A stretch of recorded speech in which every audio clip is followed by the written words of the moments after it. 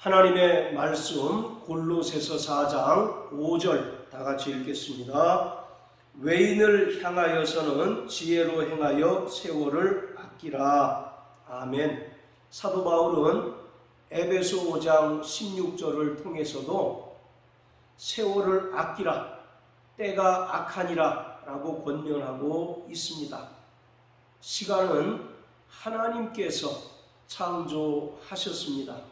창세기 1장에는 하나님의 창조에 관한 기록이 나타나 있는데, 하나님의 창조는 무에서 유를 만들어내는 창조였습니다. 그리고 시간은 하나님의 창조로부터 시작되었습니다. 창세기 1장 1절은 태초에 하나님이 천지를 창조하시니라 라는 선언으로 시작합니다. 그런데 여기서 태초에 라고 하는 말은 히브리어로 베레시트라고 하는데, 이것은 만물의 처음, 만물의 시작을 알리는 태초를 가리키고 있습니다. 반면에 요한복음 1장 1절은 태초에 말씀이 계시니라, 이 말씀이 하나님과 함께 계셨으니 이 말씀이 곧 하나님이시다 라고 기록하고 있는데, 여기서도 태초에라고 하는 단어가 등장을 하지만 창세기 1장 1절의 태초와 분명히 다른 시점을 가리키고 있습니다. 요한복음 1장 1절의 태초는 헬라어로 아르케라고 하는데, 이것은 영원 전의 태초를 가리키고 있습니다. 인간은 하나님께서 창조하신 시간 속에 갇혀 살아가는 존재들입니다. 누구에게나 똑같이 24시간의 하루가 주어졌는데, 인간은 24시간의 하루 동안 반복되는 일상을 살아가고 있습니다.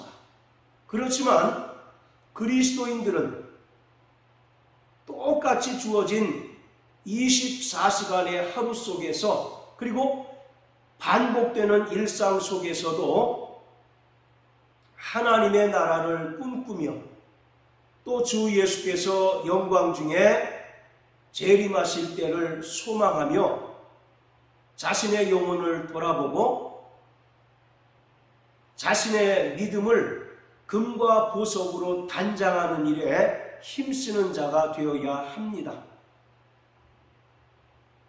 다시 말하면 구원받은 성도들은 일상의 반복적인 삶을 살아가고 있지만 자신의 영혼의 때를 준비하는 자가 되어야 한다는 것입니다.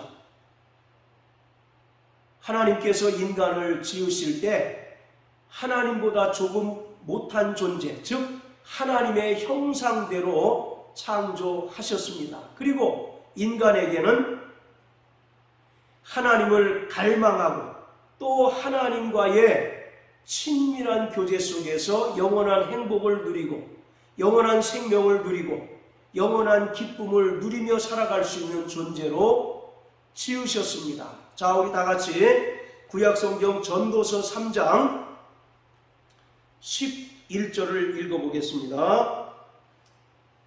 자, 전도서 3장 11절. 하나님이 모든 것을 지으시되 때를 따라 아름답게 하셨고 또 사람에게 영원을 사모하는 마음을 주셨느니라.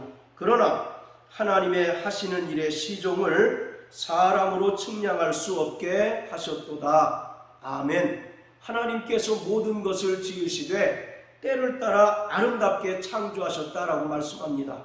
그러나 다른 피조물과는 달리 특별히 인간에게 영원을 사모하는 마음을 주셔서 하나님을 갈급해하며 또 하나님과의 친밀한 교제 속에서 기쁨과 행복을 누리는 존재로 창조하셨습니다. 그러나 안타깝게도 첫사람 아담이 하나님께 죄를 범하여 타락함으로 말미암아 하나님을 상실하게 되었고 하나님과의 친밀한 관계가 완전히 깨어지고 말았습니다. 그리고 그때로부터 모든 인간은 더 이상 하나님을 꿈꾸는 존재가 아니라 이 세상에 썩어질 것에 탐닉하고 이 세상에 썩어질 것에 올인하는 그러한 존재가 되어버리고 말았습니다. 헬라어로 사람을 안드로포스라고 합니다. 이 안드로포스라고 하는 말은 위를 볼 수 있는 존재, 즉 하늘을 바라보는 존재라는 의미를 가지고 있습니다. 모든 피조물 가운데 유일하게 인간만이 하늘을 바라볼 수 있고 또 위를 바라보는 존재로 지으셨다는 것입니다. 즉 이것은 인간에게 영원을 사모하는 마음을 하나님께서 주셨다는 것을 반증하고 있는 것입니다. 그러나 안타깝게도 인간은 더 이상 죄를 범한 이후에 영원한 하나님의 나라를 꿈꾸거나 또는 하나님과의 그 친밀한 관계를 갈망하는 존재가 아니라 땅의 것을 사모하고 땅의 것에 집착하며 탐닉하는 그런 존재가 되어버리고 말았던 것입니다. 신약 성경은 대표적으로 시간을 두 가지로 표현하고 있습니다. 하나는 카이로스라는 시간이고 또 하나는 크로노스라고 하는 시간입니다. 카이로스라고 하는 시간은 하나님의 시간을 말합니다. 마가복음 1장 15절에 보면 때가 참에 하나님의 나라가 임하였다라고 예수님께서 선언하고 있습니다. 여기서 때라고 하는 말이 헬라어로 카이로스라고 하는 하나님의 시간을 말하는데 이것은 창세전에 하나님께서 작정하신 하나님의 경륜 속에서 하나님의 구원이 이루어지는 결정적인 시간, 결정적인 시점을 가리키고 있습니다. 반면에 크로노스라는 시간은 인간이 일상적으로 사용하는 시간을 말합니다. 우리가 달력을 통해서나 또는 시계를 통해서 알 수 있는 초, 분, 시, 일, 월, 년 하는 일상적이고 물리적인 또 역사적인 시간을 크로노스라고 말합니다.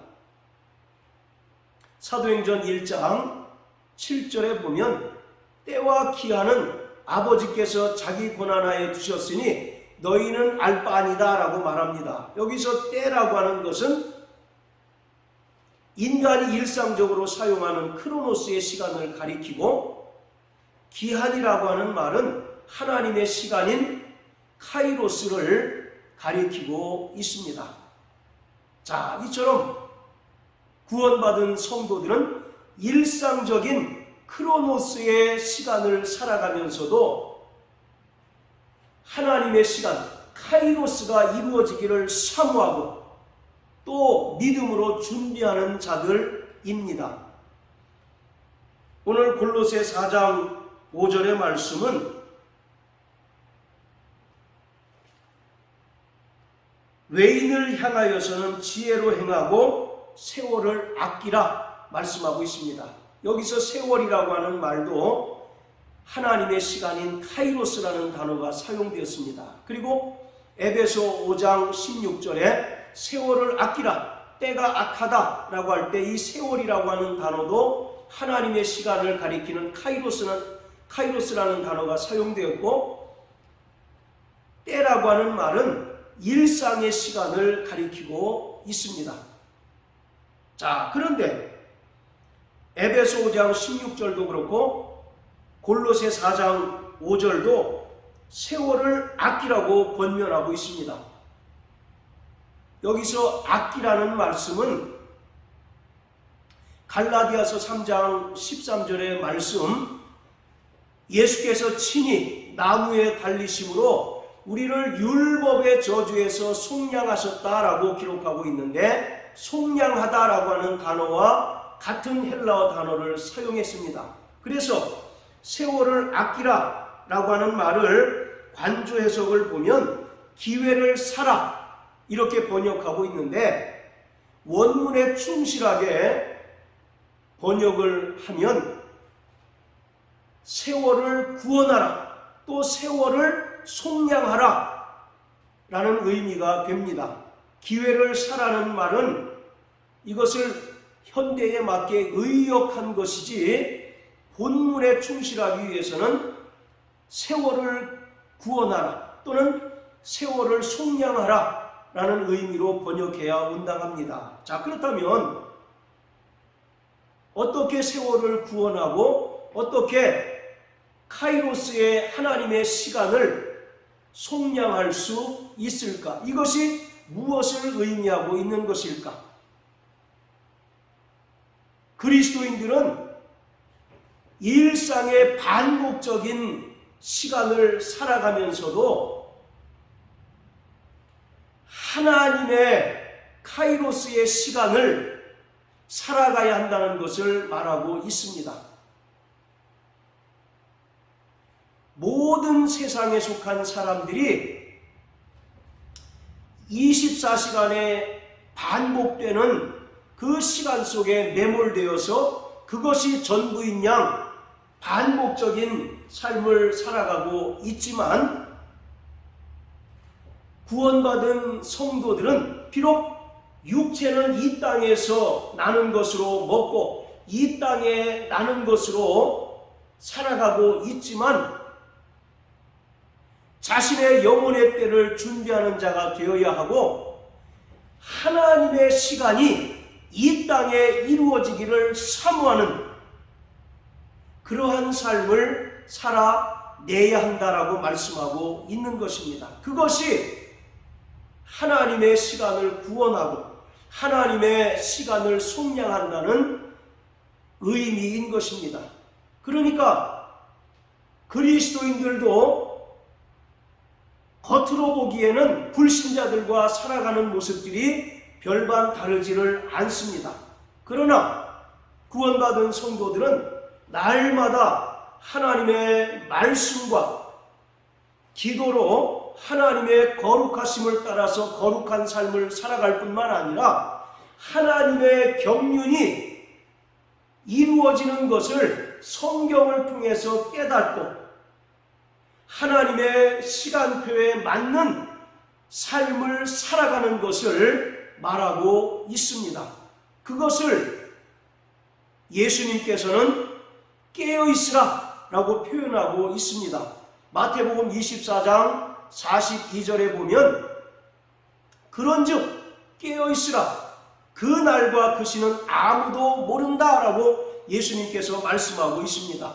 마태복음 24장은 예수님께서 제자들에게 세상 종말에 일어날 징조와 예수님 재림의 징조에 대하여 설명하시는 장입니다.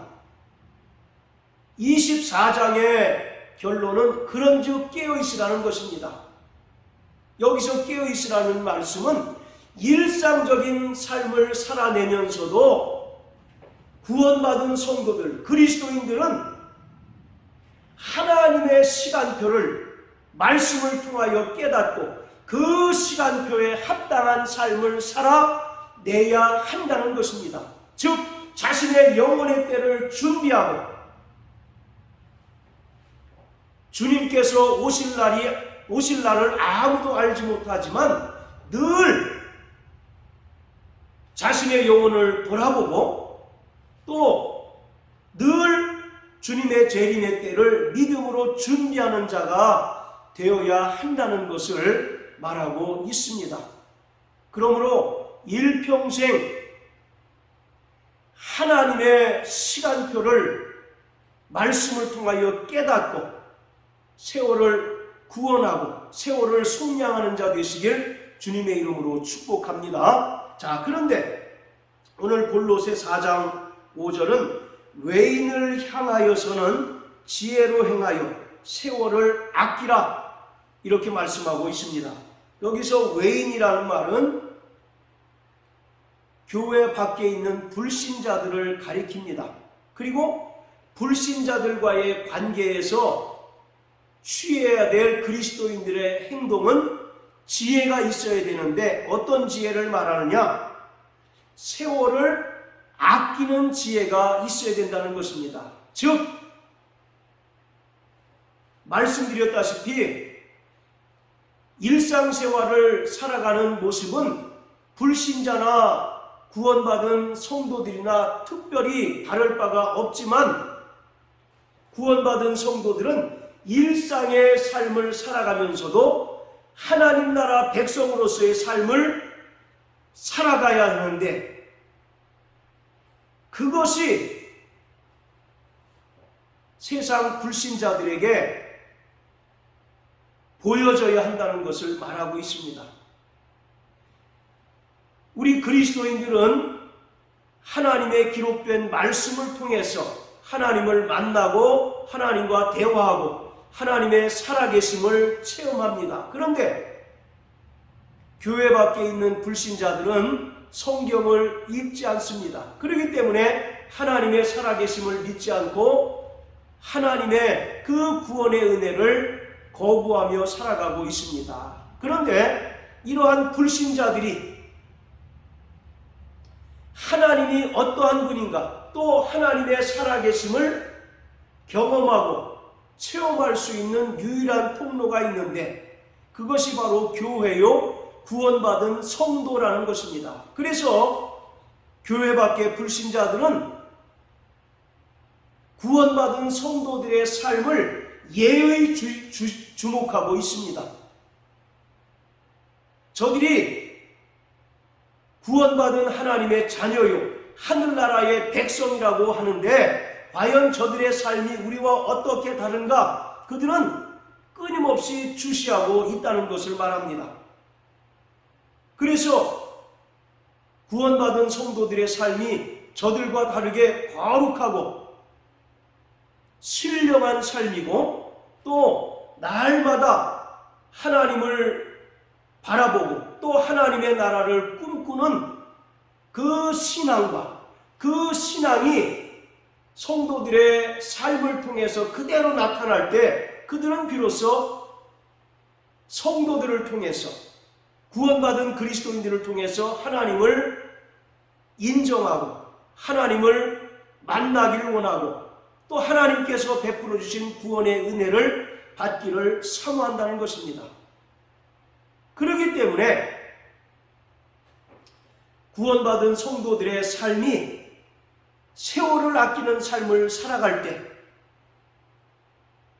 교회 밖에 있는 외인들, 불신자들은 성도를 통해서 하나님을 체험하고 또 구원을 받게 되는 그런 체험을 얻게 된다는 것입니다. 히브리서 11장 1절에 보면 믿음은 바라는 것들의 실상이요 보지 못하는 것들의 증거니 선진들이 이로써 증거를 얻었다라고 말씀합니다. 믿음은 바라는 것들의 실상이라고 말합니다. 구원받은 성도들은 무엇을 바라고 살아갑니까? 현세지향적인 삶이 아니라 하나님 나라를 바라보며 영원한 본향을 바라보는 삶을 살아가고 있습니다. 그렇다면 하나님 나라를 바라보는 그 믿음이 그대로 그들의 삶을 통해서 입증되어야 한다는 것입니다. 그러한 믿음과 삶을 살아갈 때 비로소 하나님께서 그러한 자들의 믿음을 인정하시고 그러한 자들의 믿음을 기뻐하신다라고 말씀하고 있습니다. 히브리서 11장 6절에 보면 믿음이 없이는 하나님을 기쁘시게 못한다라고 말씀합니다. 여기서 믿음이라고 하는 것은 단순히 구원받은 믿음만 가리키는 것이 아니라 그 믿음이 일상의 삶에서 그대로 나타나는 믿음을 말하고 있습니다.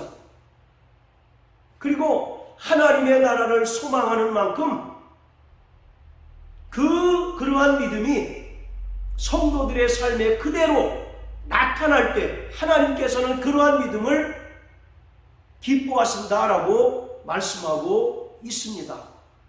오늘 많은 그리스도인들이 이율배반적인 신앙 그리고 위선적인 신앙을 살아가기 때문에 세상 밖에 있는 불신자들이 교회를 조롱하고 또 교회를 통해서 하나님을 만나기는커녕 오히려 교회가 멸시의 대상이 되는 그러한 시대를 우리가 살아가고 있습니다. 다시 말하면 교회가 세상을 걱정하는 것이 아니라 오히려 세상이 교회를 걱정하는 시대를 살아가고 있습니다. 왜 그렇게 됐습니까? 구원받은 성도들의 삶이 세월을 아끼는 삶을 살아내지 못하기 때문에 그렇습니다. 말로는 하나님을 사랑한다고 하고 하나님의 나라를 소망하고 또 예수님의 재림을 사모한다고 말을 하지만 여전히 그들의 삶이 세상을 집착하는 삶 그리고 현세지향적인 삶을 살고 있기 때문에 그러한 모습을 불신자들이 바라볼 때 저들도 우리와 별반 다를 것이 없이 살아가는 것을 보니 그들이 믿는 하나님은 계시지 않는 게로구나 이렇게 생각할 수밖에 없다는 것입니다. 그래서 교회를 비아냥거리고 또 성도들을 조롱하는 그러한 시대에 우리가 살아갈 수밖에 없습니다. 기독교 2000년 동안 교회가 세상으로부터 환영받았던 적은 단 한 번도 없었지만 특히 그러한 경향이 점점 더 심해지는 것은 세상을 탓할 것이 아니라 근본적으로 우리의 신앙의 모습을 돌아봐야 합니다. 내가 오늘 사도 바울의 권면처럼 세월을 아끼는 삶을 살아가고 있는가? 일상의 반복적인 삶을 살아내면서도 영원한 본향을 사모하는 그 삶을 살아가고 있는가? 또 예수님의 재림을 소망하며 믿음으로 준비하는 삶을 살아내고 있는가를 먼저 돌아보고 날마다 그러한 삶을 살도록 힘써야 되는 것입니다. 할렐루야. 그러므로 사랑하는 성도 여러분, 일평생 세월을 아끼는 자 되시길 주님의 이름으로 축복합니다. 주님은 속히 오신다라고 말씀하고 있습니다. 주님은 반드시 오십니다. 그 영광의 잔치에 참여하는 복을 누리시기 위하여 날마다 일상의 삶을 살면서 영원한 하나님의 나라를 소망하며 예수의 재림을 준비하는 거룩한 믿음으로 살아가는 저와 여러분들 되시길 주님의 이름으로 축복합니다. 할렐루야.